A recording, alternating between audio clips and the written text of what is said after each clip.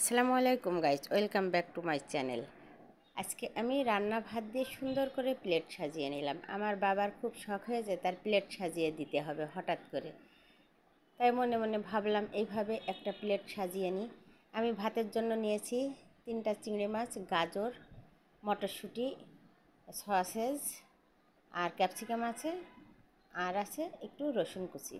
Fry প্যানে অল্প পরিমাণে তেল দিয়ে দিলাম। তেল দেওয়ার পরে রসুনটা অল্প একটু নাড়াচাড়া করে নিলাম, এই 2-1 সেকেন্ড মতো। দেওয়ার পরে যেগুলো কেটে রেখেছিলাম ওইগুলো সব দিয়ে দিলাম।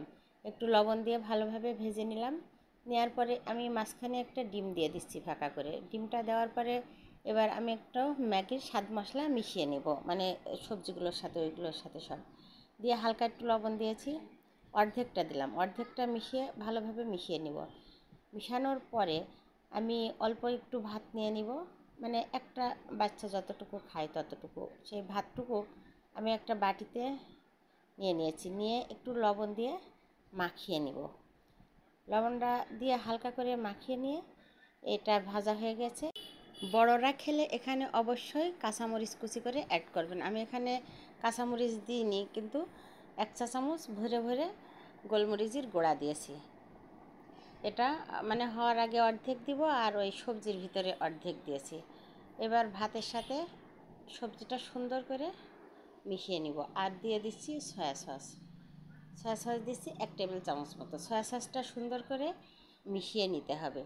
মিশিয়ে নিয়ে ভাতটা আরও 2-1 মিনিট মতো ভাজা ভাজা করে নিব। ভাজা ভাজা করে নেওয়ার পরে এই যে ম্যাগির স্বাদ মশলা যে বাকিটুকু ছিল ওইটুকু দিয়ে দিব। দিয়ে এটাও আর একটু ভালোভাবে মিশিয়ে নিতে হবে।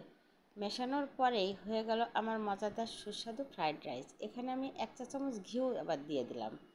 একটা বাচ্চার পরিপূর্ণ খাবার এটাই এসে যাবে, মানে সমস্ত কিছুই, একটু সবজি আছে, মাংস আছে, চিংড়ি মাছ আছে, সব কিছুই আছে।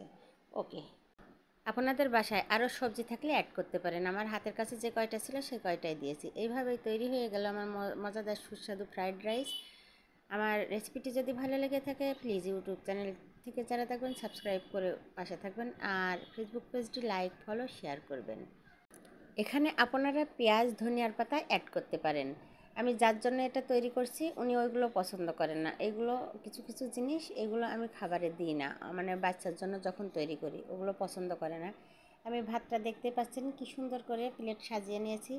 আমি এটাকে 2 ভাগে বিভক্ত করেছি, সামনে একটু দিয়েছি, দিয়ে থাকে থাকে মানে একটা চিকেন ফ্রাই আছে, একটা চপ আছে, ফ্রেঞ্চ ফ্রাই আছে, এগুলো সুন্দর করে সাজিয়ে দিচ্ছি। আপনারাও এভাবে বাসায় ট্রাই করতে পারেন বাবুদের জন্য। আল্লাহ হাফেজ।